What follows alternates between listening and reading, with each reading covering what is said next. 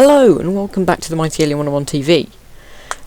I'm here today playing Elder Scrolls Online, and I've enjoyed this game quite a bit. I haven't been able to play it that much because I was on holiday over the Easter holiday, but I'm now back. It is Bank Holiday Monday, and I'm going to do a little explanation video almost of perks for crafting.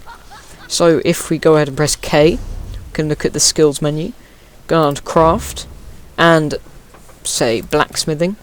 See, my blacksmithing levels is 5, so I was able to get metalworking level 2, keen eye level 1, miner hireling level 1, and metal extraction level 1. And I'll explain what all of these are, and it's similar, just different names throughout every single craft. So let's focus on blacksmithing, because that's the most I know about.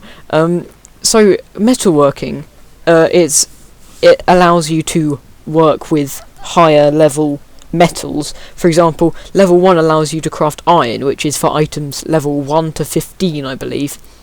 And with metalworking 2, you can use steel ingots to be able to craft items from level 16 to, I presume, maybe 30 or 20, and so on and so forth. I can't remember what it goes up to, but I'm sure ebony ore is somewhere up there, quite high up, might be 8 or 9. Now the next one is keen eye ore, which is extremely useful because it if you've got the first level of this, it will within 20 meters of you in the world, ores, just randomly spawning ores, will then glow so it can catch your eye easier. So this is very useful if you've got maybe poor eyesight or just don't usually see these things. This will create a glowing presence around all ores in the world within 20 meters of you, and I think when you upgrade it, the range becomes wider and wider. So yep, that's very useful. Now the miner hireling, I think this is probably my favourite one so far. Now this basically gets you a little worker, and he will send you an ore and possibly other items every day. Now I believe every day basically means every 24 hours since you've been logged on. So if you say you've logged on now, 24 hours from now, the hireling will send you your goods via your mail, but then he won't continue after that. You have to log on again, and then he'll do it again.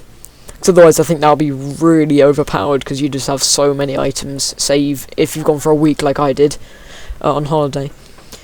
And so, yeah, that's really useful. I think when you level up, you just get better quality items and ores. And metal extraction, this is very useful also.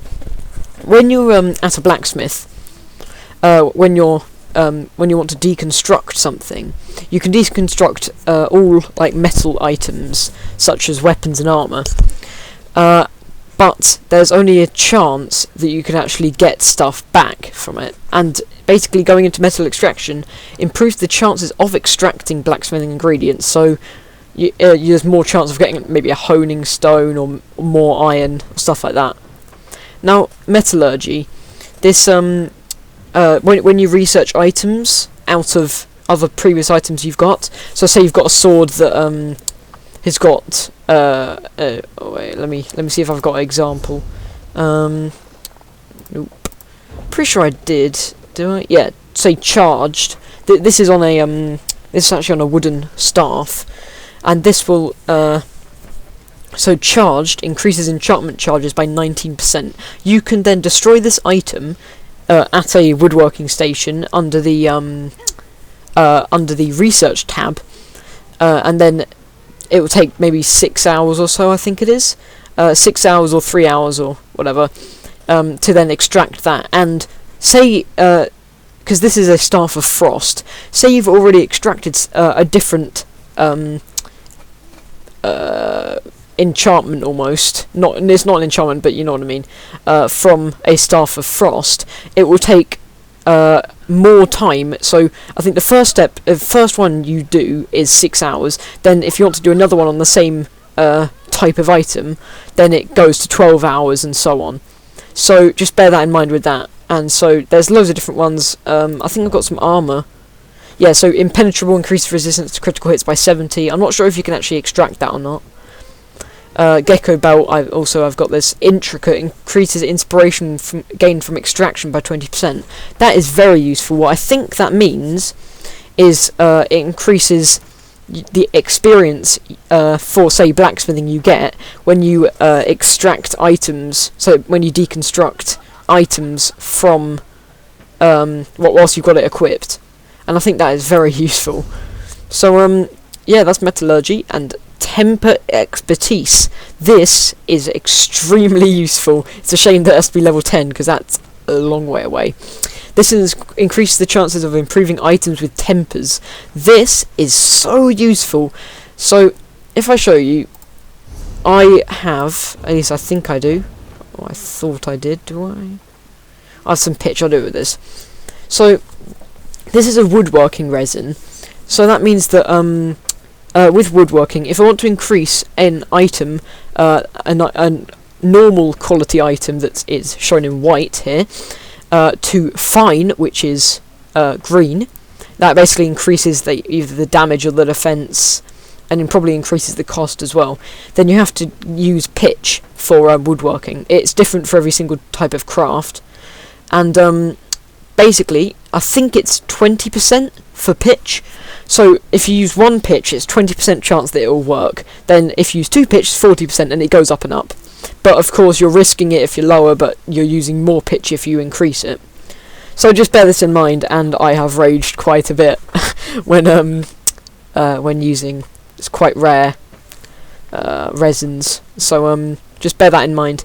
So it increases the chance. I'm not sure by how much, but well, it's better than what it was before, so that'd be very useful, because to increase a quality of an item from fine to, I forgot what the blue one's called, superior, that's it, from fine to superior, it's then 15% chance, I think it is. And I've also got mastic, which I was really lucky to find, which is an epic level item, which is the second to best level item you can get. Now this is also for woodworking. This increases the quality from superior to epic, but that'll only be like 10%. So very, very useful, but also very, very annoying if you lose it from just risking it. So bear these things in mind. It's similar for almost every single one. So tailoring allows use of different types of things. You've got kenai, you got a hireling, which will send you stuff. Unraveling is the same as metal extraction. You've got metallurgy effectively, and then the expertise again. And this is the same for every single one, apart from provisioning and enchanting, and I think it's basically the same for alchemy. Now, provisioning, recipe quality allows you to use different types of recipes. So say you've got a superior, I think it was called. I even forgot what the blue level was called. But if you use one of those, if you don't have a recipe quality level 2, then you can't use those recipes. So you'll have to upgrade that once you get to level 10 of provisioning. Recipe improvement allows the making of higher level recipes. Gourmand, I presume that's how it's said, or might be something French or something. So that adds 5 minutes to the duration of any eaten food. That is also very useful to have. As so, say you've got some food that increases your health, regeneration for 30 minutes. This will then boost it to 35 minutes and stuff like that. Connoisseur adds 5 minutes to the duration of any consumed drink, so that's the same as that, but with drinks. Chef, very useful, creates 1 extra serving of each food recipe made. So if you've just made 1, you'll get 2 if you've got this, and I presume that goes up and up the more levels you've got. Brewer is the same but with drinks, and hireling is obviously the hireling, but this seems to be a lot higher level 28 provisioning, compared to blacksmithing when you only had to be level 4, I think it was, or level 3. So yeah, that's quite surprising. It must be because the items are just a lot more difficult to get, or a lot more, or it might even give you recipes, maybe. Oh no, just ingredients, it says. But I suppose the ingredients could be super rare, so I suppose that has to be a high level. Enchanting is the other very strange one. Aspect improvement allows the use of that. This is basically the same as the provisioning recipe quality, I presume, where you can use different levels of the actual runestone. So say you've got a rare, say you've got a superior runestone, you have to have aspect improvement level 2 to be able to use it, or level 3. I can't. Yeah, I think it's level. No, it's level 2. And potency improvement is that allows you to use these potency runes to make glyphs of levels. Example, so I presume the first level is level 1 to level 10, and then level 2, which is what I've got, is level 11 to level 25, and it goes up and up. Keen Eye again, same as before. Hiling again, same as before. Aspect extraction is because you can extract glyphs to be able to get aspect runestones, so it increases the chance by 5%, and I presume it goes up by 5% the more you unlock that. Alchemy is the one I just thought of. If you upgrade the solvent proficiency, you can use different types of water. So level 1 you can use natural water to make level 3 potions, and clear water to make level 10 potions. And I presume that goes up and up, because I have seen different types of water around the world, which presumably can be used to make high level potions. Keen Eye again, reagents is just to glow out plants and whatnot. Medicinal use, when using potions, resulting effects last 10% longer. That was also be very useful. So I presume this is the way it works, is that if you've got a health potion and it says it will heal you for say 100 or 10 HP each second for 10 seconds, that will then go up to 11 seconds, which would be very useful. Chemistry produces 1 extra potion per crafting attempt. That's very useful as well, because I think reagents some of them are quite rare around the world, so it's worth getting that. Laboratory use allows the use of up to 3 reagents while mixing potions, so I presume that increases the strength of a potion, or allows for more effects on potions as you upgrade it. Snake blood reduces negative effects in potions by 50%. This will be very useful for any good alchemist. You will need snake blood, because if you say you've made a potion that increases your health by 100 but reduces your stamina by 50, then this will reduces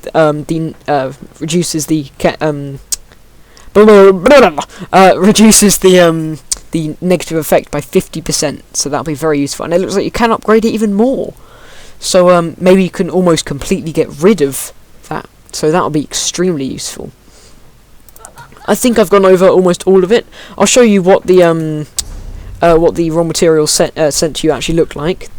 So you get a chest sent to you, and if I take that, I will look in my inventory, and it should be under consumables, and here's the blacksmith's chest. So I open it pressing E. Oh, this is actually a lot more than I've got before. Dwarven oil, I think that's very useful. Bone, which is used to craft in the Bosma style, I'll take some of that. Garnet, this is an armor trait, so this is to be able to put one of those traits I mentioned earlier onto it, and this increases the experience gained from exploration by 6%, also very useful. High iron ore, I've run out of inventory space, GG me. High iron ore can be used, to make steel. And a ruby, which is increased weapon and spell critical values by 2%. That is very useful. So this is one bad thing with these chests, that I see I got 70 out of 70, but the blacksmith chest takes up 1 slot. But once I've got the high iron ore, that will then go down, and so then I'll have 69 slots. But then I'll take the high iron ore, and it'll go to 70 again. But you don't seem to be able to do that in a row. So I'll have to drop something. Let's see. I'm not a Bosma, so I'm just going to drop that Bosma crafting item and collect the high iron ore. So yeah, you can do this. I currently have a metal, a blacksmithing hireling, an enchanter hireling, a clothier's hireling, and a woodworker's hireling. So let's just see what we get from the enchanter. Okay, Pajora, that's a bit random. And again, I've run out of inventory space. Let's see what I can get rid of. My bank's full as well, which is really annoying. I'm not going to use... Actually... oh, I don't know, I'll get rid of rough oak. So then we can get the Pajora, which requires potency improvement 3, so I can't actually use that yet. Let's take the clothier's chest, and we'll see what's inside here. Raw jute, again, and flint, which is used to craft in the Argonian style. I don't really need that, but I can't drag it out of the chest. My inventory's full again. Let me just get rid of something where you can see what's in the other chest. I don't really need... I'll need it for the next couple of levels once I reach level 16. Don't really want to get rid of meal because it's used in what it's called, food. Tar, I need that. Sapphire, Mundus stone effects. Don't think I'll need that. Right, let's... Hashtag also takes you here, by the way. I think that's the default setting. And let's look in the woodworker's chest. So the woodworker's chest is the last one I have, and rough maple and moonstone. It's the sort of bog standard you're gonna get from these sort of chests, unless you upgrade it or you get lucky. Is the usual rough maple and whatnot. So I hope that was useful to you guys, and if you want to see any more of these highlights, I could go over weapon skills. I actually use dual wielding, and so I do know quite a bit about that. I'm level 25 dual wielder. I haven't played this much, obviously I'm only level 13, but I love this game. I'm going to be playing it for a long time. So if you guys want to see more, then just ask me, and I'll see you next time. Goodbye.